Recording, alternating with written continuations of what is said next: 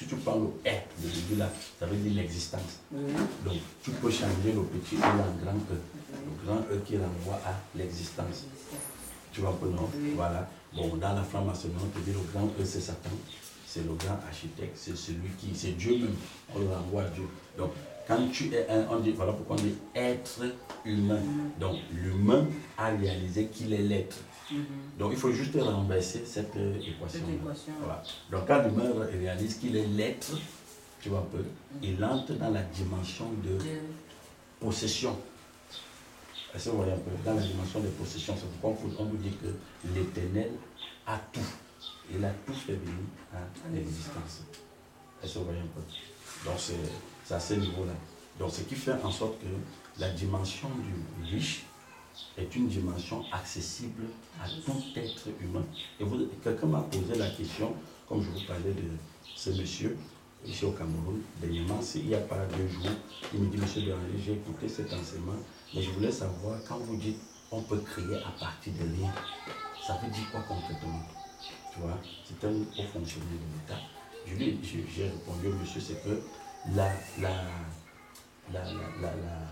la richesse est une étape ou alors une dimension de l'être humain.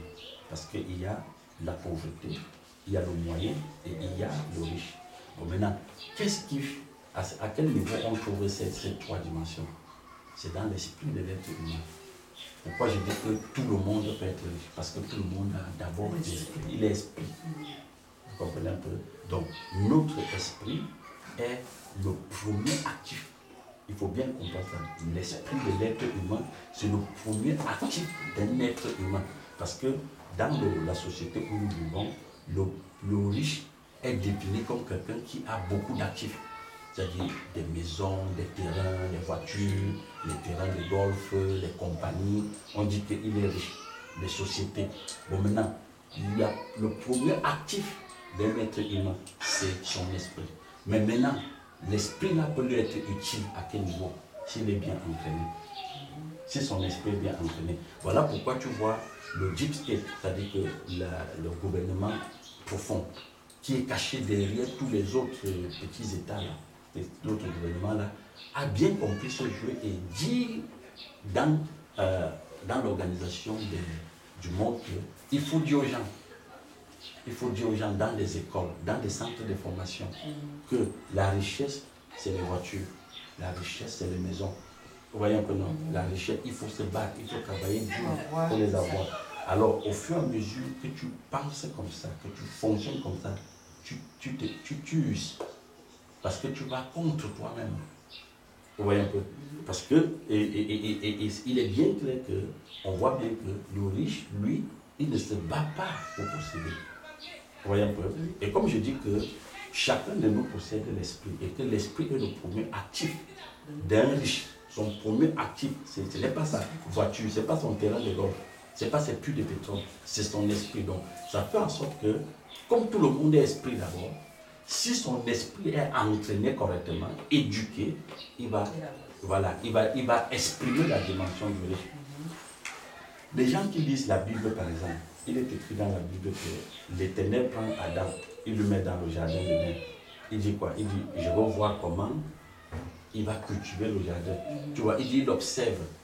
Tu vois, il dit, je vais voir comment. Donc tu vois qu'il est dans une éducation perpétuelle avec le Créateur.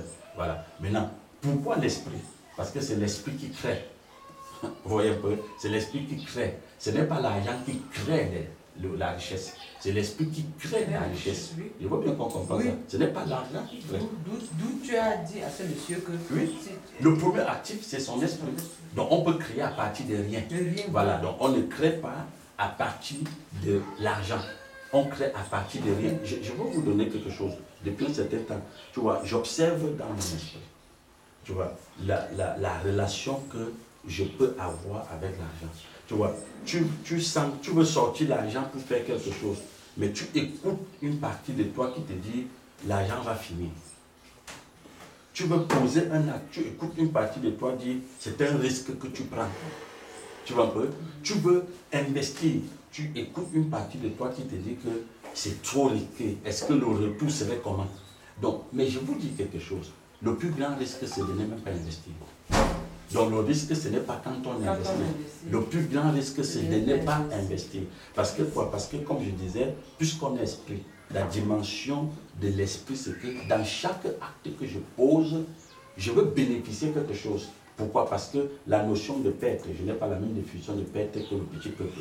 La notion de gagner, je n'ai pas la même notion que le petit peuple. Maintenant, dans tout, que ce soit perdre ou gagner, moi je tire un enseignement. Tu vois, aujourd'hui, comme ça fait que je peux m'écouter, je peux voir mon cœur battre, je peux voir, c'est-à-dire que des vibrations du bas astral, essayer de me pénétrer pour me dire, hey, n'essaye pas. Alors, et c'est ce qui arrive à tout le monde, c'est-à-dire tous ceux qui vivent dans ce monde-ci.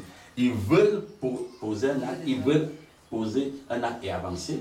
C'est cette partie de la dimension de sa partie illettrée, qui n'est pas entraînée, lui dit, ne fais pas. Parce que c'est un risque énorme que tu prends. Et c'est la raison pour laquelle tu vois parfois, aujourd'hui, pour que vous compreniez ça dans la dimension physique, quand tu vas à la banque, tu présentes ton projet au banquier, tu dis que tu veux financer, que tu veux faire quelque chose. Et vous savez la première chose qu'il vous demande, quelles sont les garanties? Parce que le banquier lui-même n'a pas d'éducation financière. Oui. Je veux qu'on comprenne très bien ça. Ne voyez pas parce qu'il soit assis dans les bureaux. Lui-même, il n'a pas la dimension financière. Lui, il est que là comme un gardien pour garder l'argent que les clients viennent déposer. Maintenant, et aussi, il veut faire l'argent sur toi. Donc, il n'a aucune éducation financière. Et c'est pourquoi il va te dire, donne une garantie. Parce que lui-même, il va te dire indirectement que ton business peut foirer. Oui. Est-ce que tu comprends? Tout à fait. Oui. Bon, maintenant, pourquoi je dis qu'on crée à partir de rien, à partir de l'esprit? Parce que c'est l'esprit qui permet qu'on crée. Quand tu vois le Créateur dit dans la Bible, il dit, si vous regardez tout l'univers, l'univers n'est soutenu par quoi que ce soit. Mais il est soutenu par sa parole. La parole, c'est quoi? On nous dit dans Jean 1, à partir du verset 15, que la parole est devenue chair, non? Oui. N'est-ce pas? La parole est devenue chair. Et c'est cette parole qui soutient tout. Et c'est cette parole qui appelle tout à l'existence. Donc, et c'est cette parole qui régule et organise tout. Donc, sans l'esprit humain, sans l'esprit qui est dans l'être humain, personne ne peut se déployer dans ce monde ou se mouvoir. Et quand l'esprit est bien entraîné, tu deviens un riche. Et je reviens sur Adam. Vous voyez que Adam, on ne le présente pas comme quelqu'un qui sort du ventre d'une femme. On le présente comme énergie. Mais qu'est-ce qu'on lui donne? On lui donne tout le cosmos. Vous voyez un peu? On met tout l'univers à sa disposition. On dit, on va voir comment il va faire avec tous ces éléments-là. Bon, maintenant, les riches de notre génération ou de notre société actuellement, qu'est-ce qui leur valorise? C'est quand il se lève le matin, il dit, en Guinée, j'ai une structure. Au Cameroun, j'ai une structure. Au Gabon, j'ai une structure. Vous voyez un peu? Parfois, il te dit, nous avions pris tout le Cameroun. Après, on peut les appeler des groupes, des cartels, des films, des chaînes d'hôtels. On dit, il a une chaîne d'hôtels. Vous voyez un peu, non? Il a une chaîne de compagnie. Est-ce que vous comprenez un peu? Bon, par contre, c'est ce que Adam est en train de faire là. Hein? Parce que pour Adam, il n'est pas dans une chaîne. Il est dans la possession de tout l'univers. Est-ce que vous voyez un peu? Donc, il est dans la possession de tout l'univers. C'est-à-dire que tout l'univers devient sa propriété. À partir de là, il s'exprime. Donc, quand tu vas au Cameroun, c'est Adam que tu trouves. Quand tu vas au Tchad, c'est Adam. En France, c'est Adam que tu trouves. Vous voyez un peu, non? C'est cette dimension que tu as vu certaines sociétés dans le monde le faire. Nous étions en Côte d'Ivoire, tu as vu des structures qui sont installées en Côte d'Ivoire, qui sont déjà au Cameroun. Tu vois un peu, non? On te dit, c'est une chaîne de structures. C'est dans cette dimension-là. Bon, maintenant, on sent bien qu'ils sont limités. Pourquoi? Parce qu'ils ne peuvent que faire dans un couloir. Mais quand ça vient de l'Éternel, vous voyez, l'Éternel dit, tu te répands sur toute la terre. Est-ce que tu vois? Et c'est pourquoi j'aime souvent la conversation qu'il a eue avec mon ami Abraham. Il lui dit, tu es mon ami. Tu es mon ami. À partir d'aujourd'hui, tous ceux qui vont aller contre toi sont contre moi. Tu vois, non? Et tous ceux qui te bénissent, ils sont bénis. Parce que ça veut dire quoi? Ça veut dire que si quelqu'un rencontre Abraham à Yaoundé, il lui dit, béni soit Abraham, l'Éternel lui bénit. Est-ce que tu comprends un peu? L'Éternel lui bénit. Donc, c'est cette dimension-là. Donc, à partir de l'esprit que chacun a de nous, tu peux créer. Mais il faut seulement que l'esprit que tu es, qui est là-dedans, soit bien entraîné. Oui. Quand j'entends un peu l'éducation financière et que actuellement dans nos écoles, on n'apprend pas vraiment qu'est-ce que c'est que les finances. Est-ce qu'en apprenant aux enfants à l'école qu'est-ce que c'est que les finances, ils vont se transformer? Je sais que, comme tu disais tout à l'heure, tout se gère avec la compréhension. Est-ce qu'il suffit d'enseigner l'éducation financière à l'école pour que l'enfant, dans l'avenir, il soit un meneur? Mais de toutes les façons, l'esprit humain est un vase qui veut être entraîné. Tu vois? Donc, quand tu es enfant, ça dépend à partir d'où vous prenez. Parce que n'oubliez pas que dans la programmation génétique, un enfant est programmé de 0 à 7 ans. Vous voyez un peu, non? Donc, quand on dépasse généralement cet âge-là, la programmation devient un peu, je peux dire, rude, difficile. Voilà. Et qu'est-ce qui s'est passé aujourd'hui? Observez dans le monde où nous vivons, la majorité, dans le monde où nous vivons aujourd'hui, la majorité des enfants, avant d'atteindre 7 ans, sont passés d'abord par l'école formelle. Vous voyez un peu? La majorité est passée par l'école formelle. Et en dehors de l'école formelle, ont été éduqués par leurs parents à la maison. Et les parents aussi, eux-mêmes, sont les produits de la société. Vous voyez un peu, non? Bon, et comme je le disais avant que vous n'arriviez, c'est que quand on parle d'éducation financière, cela ne renvoie pas à l'argent. Tu vois un peu, non? Parce que l'éducation financière renvoie beaucoup plus à la compréhension de qui je suis. Voilà, la découverte de la richesse qui est mon esprit. C'est-à-dire qu'au fur et à mesure que je comprends que mon esprit qui est là, qui est entré là dans le monde, est une partie du Créateur, c'est-à-dire qu'à partir de là, je peux créer. Voilà pourquoi on dit que c'est l'esprit qui crée.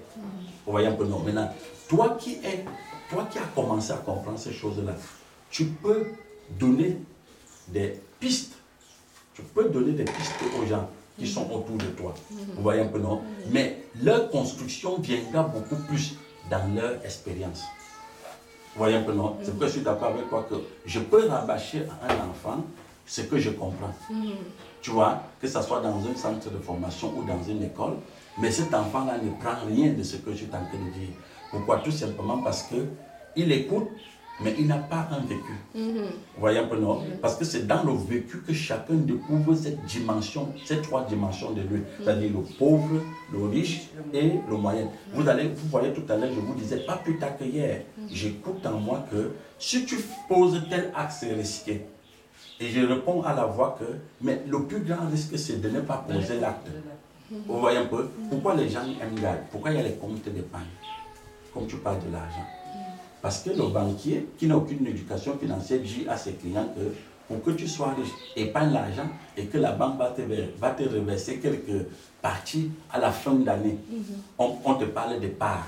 Tu achètes les actions des parts. On te dit 200 parts, 300 parts, 400 parts. Tu vois un peu, non? Et au début, on dit, vous êtes actionnaire. Dès que tu ouvres un compte dans une banque, tu es déjà actionnaire de la banque. Maintenant, après, pour grimper, il faut acheter des parts. Tu comprends un peu, non? Et ces parts, tu peux arriver jusqu'à être administrateur. Mais ce n'est pas ça, la richesse. Tu comprends un peu, non? Parce qu'au fond, tu travailles dur. Tu travailles dur pour ça. Et ce n'est pas parce que tu as acheté des parts que tu es devenu riche ou bien que tu as des actifs fiables. Le premier grand actif d'un être humain, c'est son esprit. Parce que si ton esprit est bien éduqué, est bien entraîné, ou enfin il retourne à la source, tu es déjà riche. Tu vois, et tu peux organiser toi-même ton quotidien. Ceux qui atteignent ce niveau-là, ceux qui atteignent le niveau où ils découvrent qu'ils sont des riches, ils n'ont pas besoin d'un conseiller financier. Ils n'en ont pas besoin. Parce que c'est eux-mêmes, même s'ils prennent des conseillers financiers pour leurs actifs, puisqu'ils ont beaucoup d'actifs, c'est même eux qui donnent encore les directives aux conseillers financiers. Tu comprends pas, non? Parce que le conseiller financier, ce qu'il vient te dire, c'est ce qu'on lui dit à l'école. Et je veux bien qu'on comprenne ce niveau, parce que le conseiller financier, le mauvais même conseiller financier, c'est celui qui te dit les choses qu'on lui dit à l'école et qui n'a pas vécu. Parce qu'il va venir te dire, on nous a dit à l'école que, parce qu'il y a les écoles de commerce, il y a les écoles de finances, on te dit qu'un bon investissement, c'est ceci. Vous voyez un peu? Pour faire, il faut ceci. Mais ça, ce sont des formules, tu comprends un peu, qui n'ont rien à y voir avec le vécu. Bon, ceux dont l'esprit se développer, ils vivent dans le vécu et ils apprennent que dans le vécu, ils comprennent bien les termes riches, pauvres, moyens. C'est pourquoi je dis bien encore que tu vois, Adam, on ne veut pas que Adam soit quelqu'un qui va juste venir dire les choses. On veut qu'il apprenne. Voilà pourquoi on dit, je mets Adam dans le jardin pour l'éduquer. Hein? Pour l'éduquer. Et Adam va commencer l'enseignement comment? Par l'expérience personnelle. Tu comprends un peu? On lui dit, par exemple, la première chose, c'est que tu vois tout ce qui est là. Tu peux le régir, mais ne touche pas ceci. Donc, on veut qu'il vive. On veut qu'il s'exprime. Vous comprenez un peu? On veut qu'il ait un témoignage personnel. On veut qu'il ait un enseignement tiré à partir de lui. Et quand Adam va aller à la dimension où il va toucher ce qu'on a dit que c'est des limites, tu vois un peu, non? Mais il découvre quelque chose. C'est ce que dit la Bible, non? Il découvre quelque chose. Alors, il a une conversation maintenant avec une autre partie de lui, c'est-à-dire avec la partie pauvre. La partie pauvre d'Adam lui dit, mais tu sais, le Créateur est méchant. C'est-à-dire que cet esprit créatrice, l'esprit créatrice est méchant. Il dit, parce que en fait, il n'a jamais voulu que tu te débrouilles de toi-même. Le riche ne se débrouille pas. Les riches ne sont pas là pour se débrouiller. Ils ne sont pas là pour travailler pour l'argent. C'est l'argent qui travaille pour eux. Tu comprends un peu? Pourquoi? Parce qu'ils ont une relation personnelle avec le Créateur. Tu comprends un peu? Et quand Adam écoute sa partie pauvre lui parler, qu'est-ce que Adam devient? On dit, il découvre qu'il est nu. Mais pourtant, il voulait devenir très riche à partir de l'extérieur, c'est-à-dire du faux de lui. Tu comprends? On dit qu'il découvre qu'il est nu. Et qu'est-ce qu'il va faire? Il va se débrouiller pour faire la vie. Il va se débrouiller. C'est où la pauvreté de l'être humain a commencé à se faire voir. Les êtres humains se lèvent chaque matin, se battent pour devenir quelque chose. Mais au départ, on ne demandait pas à Adam de se battre pour posséder le jardin. On a dit seulement, voilà, ça c'est à toi. Prends. On ne lui a pas dit que bats-toi pour prendre le jardin. Tout ce qu'on lui demandait seulement, c'est qu'il élève son esprit. Il laisse son esprit connecté à la source. Est-ce que tu comprends un peu? On dit qu'il va aller couper les feuilles d'arbres pour tisser, pour se mettre, pour faire un petit torchis, pour se couvrir. Tu comprends un peu? Et deuxième chose, on dit qu'est-ce qui va se passer dans Adam? On dit qu'il va prendre peur. Il va devenir peureux, craintif. Pourtant, il n'avait pas peur au départ. Peur de quoi? Je vous ai dit l'autre jour, même quand nous étions à Yaoundé, que ce n'est pas parce que j'ai beaucoup d'argent que je suis riche. Parce que ce qui caractérise le pauvre, c'est la peur et l'avidité. Parce que le problème de l'avidité, c'est quoi? Je veux davantage avoir. Et en même temps, j'ai peur de ne pas perdre ce que j'ai déjà. Voilà pourquoi les gens, quand ils amassent de l'argent, prenez même l'exemple sur des ministres camerounais. On dit qu'il a détourné 16 milliards, 14 milliards. Mais au Cameroun, on n'a aucune société d'un ministre. Même si le font peut-être d'une façon, il cache. Mais il devait le faire ouvertement. Et employer les Camerounais parce que le taux de chômage au Cameroun ne fait que grandir. Mais on te dit que quand à 60 milliards qu'il a gardé. Mais nous avions vu avec l'autre Camerounais qui a fait l'usine de transformation, avec 50 milliards, ce qu'il a fait du cacao, il peut transformer. Regarde combien de personnes il peut employer. Est-ce que tu comprends un peu? Donc, il y a le côté pauvre qui vient toujours nous dire des mensonges. Et quand tu crois à ce mensonge-là, tu ne peux pas avancer. Est-ce que vous voyez un peu? Donc Adam va se battre pour tisser les habits. Adam va se battre pour se cacher de la vie. Tu vois? Il dit, j'ai écouté ta voix, j'ai eu peur, je me suis caché. Et le Créateur lui demande, mais qui t'a dit que tu es nu? Tu vois? Il ne pouvait plus répondre. Il est resté maintenant dans l'informel. Il est parti se cacher. Pourtant, celui qui vient d'en haut ne se cache pas. Maintenant, prends la différence entre Adam et le personnage de Jésus. Tu vois un peu? Mais quand lui, il entre dans l'univers, la première des choses qu'il dit quoi? C'est ce qu'il dit, c'est que quoi? Il dit, je suis la lumière du monde. Et il la comprend en disant, je suis la lumière des humains. Il dit, si tu crois en moi, même quand tu serais mort, tu vas vivre. Si tu crois en moi. Parce que justement, même après, quand nous partons de notre corps, si on est pauvre, c'est ça que j'ai dit tout à l'heure, quand nous partons de notre corps, quand on est resté dans la dimension de pauvreté, notre pauvreté se voit même par derrière. Les enfants deviennent courroucés contre nous. Hein? L'enfant dit, mon père n'a rien fait pour moi. Tu comprends un peu, non? Comme lui-même, il est pauvre parce que tu étais pauvre, tes enfants sont pauvres. Ils ne savent pas qu'eux-mêmes, ils ont un esprit, ils doivent se développer. Ils mettent tout sur ton dos. C'est toi qu'ils accusent. Mon père n'a rien laissé pour nous. C'est un chien, c'est un feignant. Et quand le pauvre part de son corps, même son deuil ne met pas long. Je dis même son deuil ne met pas long. C'est pourquoi vous allez voir pour remédier à ça, les pauvres ont organisé des tontines. Ils ont organisé des petites organisations entre eux pour que quand ils meurent, il y ait un bon semblant de mouvement. Mais observez vraiment ceux qui sont riches. Ils n'ont pas besoin de collaboration des autres hein, pour pouvoir qu'on fasse leur deuil. Hein. Parce que même si vous ne leur pleurez pas, quand ils meurent, ce qu'ils ont créé, ce qu'ils ont développé, ils ont fait, ils ont rendu visible à travers leur esprit, parle d'eux. Tu comprends un peu? Toi-même le pauvre, toi-même qui es pauvre, quand tu entends qu'un milliardaire est mort, tu vas aller, tu fais la mendicité là-bas. Tu comprends un peu?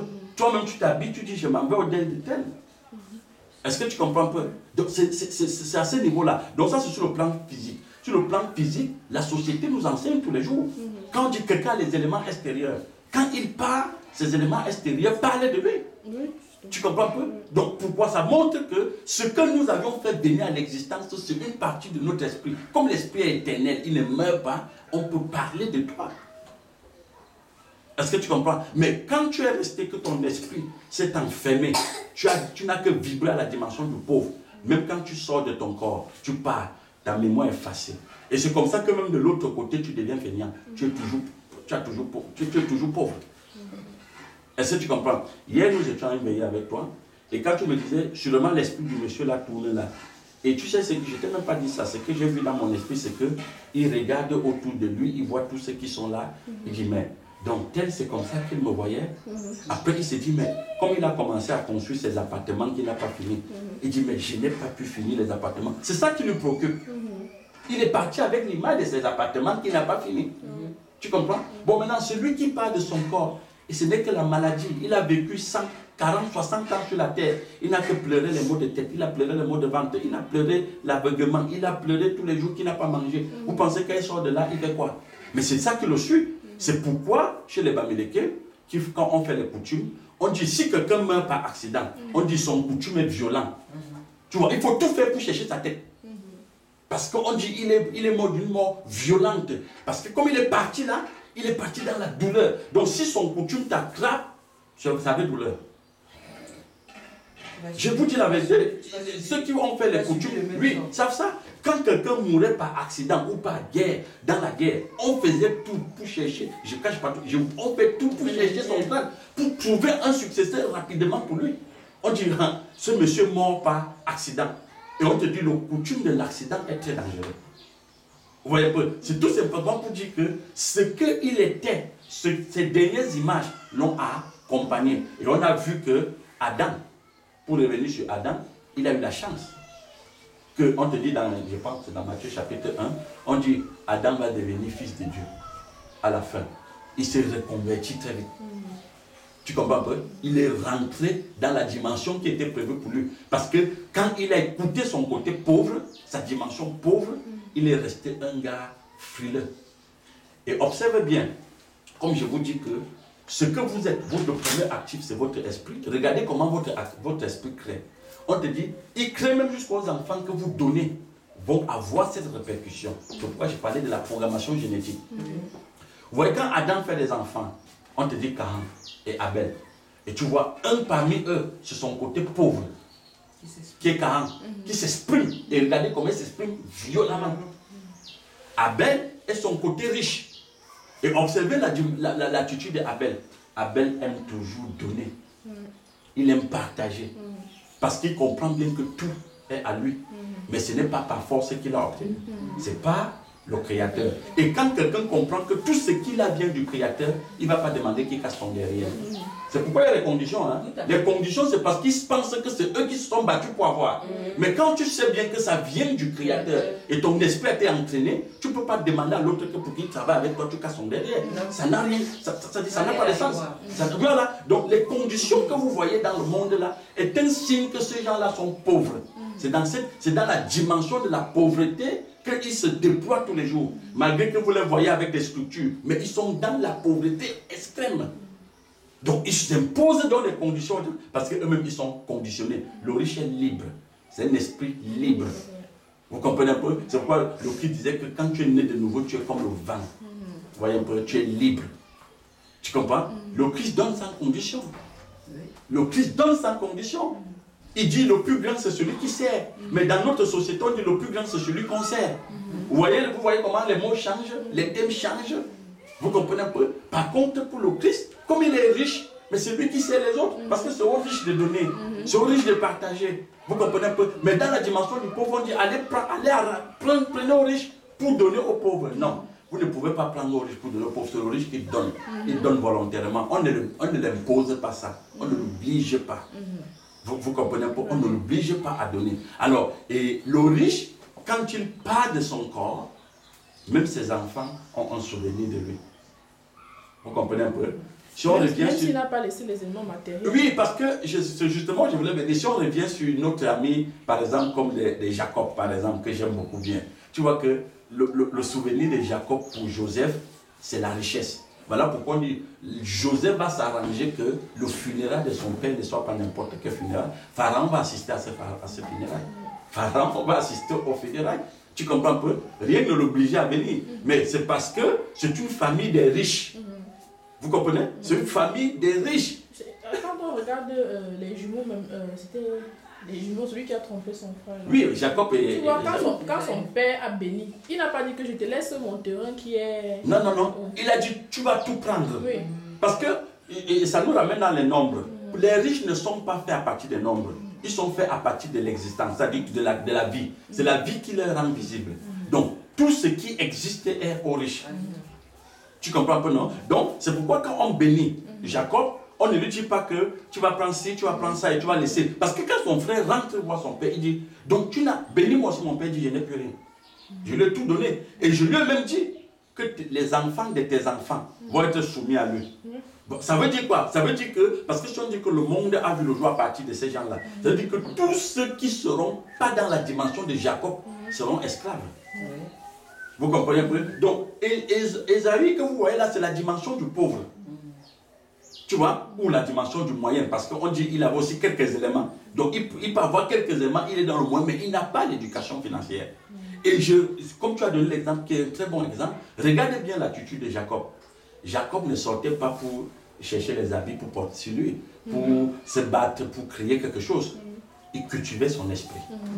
Il cultivait juste son esprit. Et son frère, qu'est-ce qu'il faisait? Il passait le temps à courir derrière les gibiers. Il fallait attraper les gibiers. Il se positionnait devant son père par rapport aux gibiers. Parce qu'on dit que son père aimait les gibiers qui revenaient avec. Mais lui, il cultivait son esprit. Quand il a fallu qu'il passe à l'action, il est passé à l'action aisément, tranquillement, sans discuter avec l'autre.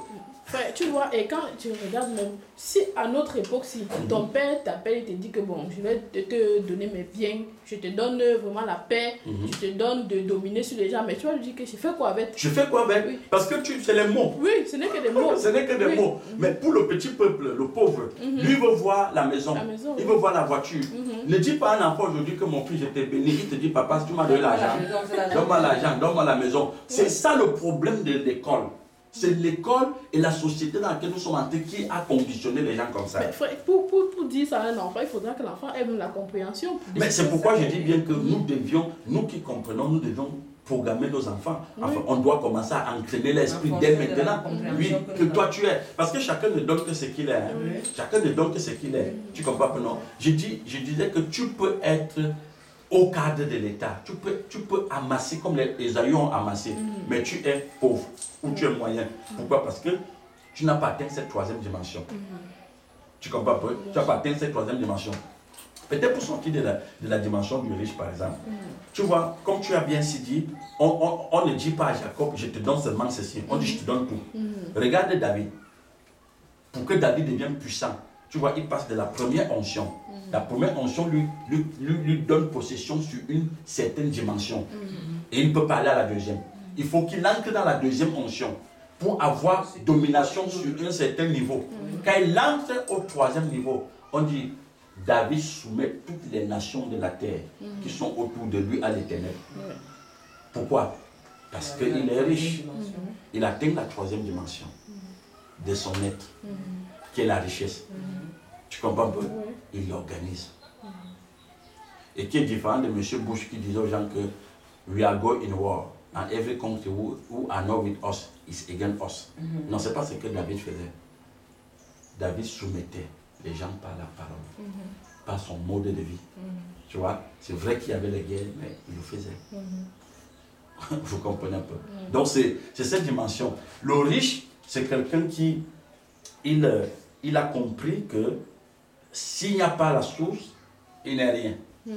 Donc, tout ce qu'il amasse, il sait aussi qu'il ne conditionne pas quelqu'un pour donner. Lui ne vit pas dans les conditions. Parce qu'on ne conditionne pas un esprit libre. Tu comprends? Il donne aisément. Et il sait qu'il donne parce que lui-même, il était pauvre. C'est par grâce qu'il est ancré dans la richesse. Donc, et ce n'est pas ça, ces éléments, c'est pour le Créateur. Donc, il le met à la disposition de tous ceux qui sont pauvres. C'est pourquoi Jésus disait que le pauvre sert, le riche sert. Il sert les pauvres. Tu comprends? Mais dans notre société, qu'est-ce que les riches font? C'est eux qui nous jettent en prison. C'est eux qui écrasent nos marchandises au marché. C'est eux qui cassent vos comptoirs. C'est eux qui vous interpellent. C'est eux qui veulent dominer sur vous pendant 60 ans. Vous voyez un peu? Parce que vous êtes... Voilà, parce que ce qu'eux ils pensent avoir là, c'est par condition qu'ils l'ont eu. Donc il faut comprendre l'attitude des gens. Quand vous voyez là quelqu'un être trop agressif, c'est parce que tout ce qu'il a, il a été conditionné. Il n'a pas été libre. Il était conditionné. Vous comprenez un peu? Et tous ceux qui vivent avec l'argent des conditions, je vous rappelle qu'ils ne mangent pas cet argent. Hein? Ils n'ont pas droit à toucher cet argent. Ils ne sont que des esclaves qui gardent cet argent. Ils ne peuvent pas manger cet argent. C'est pourquoi quand ils voient celui qu'il a... Toi qui le vois comme un riche, quand il te voit, c'est bien que tu penses qu'il est un riche. Il arrache le peu que tu as pour toi, là il peut manger. Donc c'est parce qu'il a faim. Donc les actes qu'il pose, c'est parce qu'il a faim. Mais comme il ne peut pas te dire, mon frère, j'ai faim, c'est toi qui penses que je suis riche. Il vient, il arrache ta part. C'est ça qu'il peut, lui peut manger. Vous voyez? Donc c'est de ça qu'il est question. J'aime beaucoup la Bible. La Bible dit dans un village ou dans une ville, si vous voyez, on opprime un petit et que tous les grands qui sont là sont d'accord pour opprimer un petit, c'est parce qu'il n'y a pas de justice. La justice, c'est quoi? C'est le Créateur. Tu vois? Donc quand vous voyez, on opprime les petits et que tous les grands qui sont là, ça veut dire le procureur, le gouverneur et tout, ils n'interviennent pas. Parce qu'un d'eux ou un soi-disant riche a méprisé, opprimé un petit, on intervient. C'est parce que eux tous, ils sont en dehors de la justice. Ils sont en dehors de la justice. N'est-ce pas? Voilà. Donc, c'est cette dimension-là. Je clôture là en disant que notre premier actif, c'est notre esprit. Notre premier actif, c'est notre esprit. Voilà. Donc, quand ton esprit est bien entraîné, sache que tu es riche. À partir de là, tu peux te mouvoir. Et tu peux t'écouter. Tu t'écoutes. Tu vois comment tu vois. Quand tu veux poser un acte, tu veux sortir l'argent, tu vois comment ça pèse dans ta tête. Et tu prends une attitude de calme. Tu dis de toutes les façons, je ne suis que gérant de ces choses-ci. Tu vois un peu? Parce que comprends le mécanisme que quand ça sort, ça revient là, c'est difficile. Hein? C'est difficile pour cette... Les gens veulent l'amasser, ils veulent voir. Mais on voit quelque part. Oui. Je pense que l'enfant qui dit à son père, tu ne nous as rien donné, tu n'as rien fait pour nous. C'est vrai, mais il le dit dans le mauvais sens. Parce que le père, s'il avait communiqué avec le Créateur, en mourant, il allait laisser la compréhension aux enfants. Mais c'est que ces enfants n'auraient même pas dit tu nous as rien donné. Oui. Les enfants même plutôt devaient dire entre dans les seins du Tout-Puissant en paix. Oui. Tu vois, Justement. il devait être à son chevet pour l'accompagner, pour faire des prières, pour l'accompagnement de son esprit. Tu comprends? Tu sais pourquoi Pharaon, parce que Pharaon, quand il devait partir de son corps, il savait, hein, les pharaons, même nos grands-parents, hein, c'est parce qu'ils sont partis avec tout. Et ils nous ont laissé avec les téléphones portables. Tu comprends un peu? Ils sont partis avec tout. Donc, quand les parents devaient mourir, il savait, il appelait ses femmes, ses enfants, ils étaient sur son chevet de lui. On dit, papa, c'est qui va mourir. La mort partie de son corps ne branlait pas les gens, ça ne leur faisait pas peur. Il causait. Papa lui dit, je vois la lumière venir. Je veux traverser la lumière. La lumière m'appelle. Et Pharaon, qu'est-ce qu'on faisait? Tu vois, on dit les hauts prêtres que autour de lui. On faisait des prières pour l'accompagner.